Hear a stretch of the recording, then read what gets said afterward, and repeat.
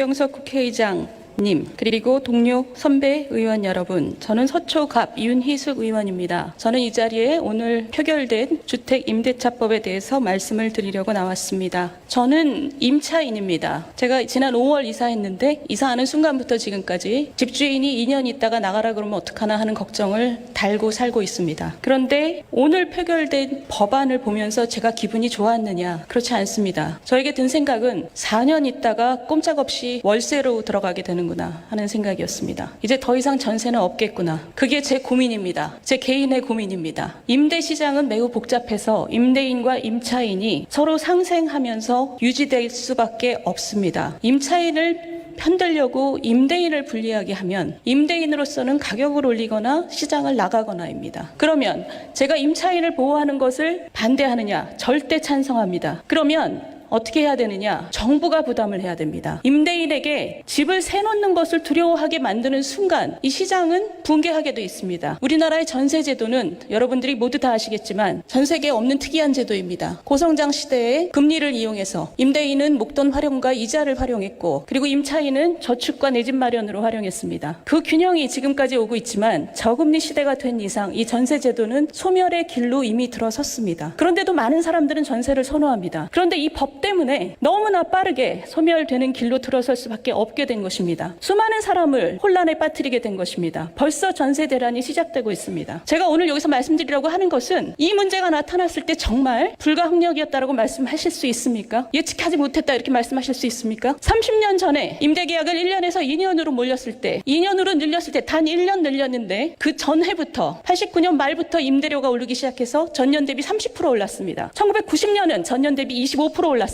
이렇게 혼란이 있었습니다. 그런데 이번에는 5%로 묶어놨으니 괜찮을 것이다. 지금 이자율이 2%도 안 됩니다. 제가 임대인이라도 세놓지 않고 아들, 딸한테 들어와서 살라고 할 것입니다. 조카한테 들어와서 살라고, 관리비만 내고 살라고 할 것입니다. 불가항력이고 전혀 예측하지 못했다. 100번 양보해서 그렇다 칩시다. 그렇다면 이렇게 우리나라 1000만 인구의 삶을 좌지우지하는 법을 만들 때는 최소한, 최대한 우리가 생각하지 못한 문제가 무엇인지 점검해야 합니다. 그러라고 상임위원회에 축소심의 과정이 있는 겁니다. 이 축소심의 과정이 있었다면 우리는 무엇을 점검했을까요? 들으세요!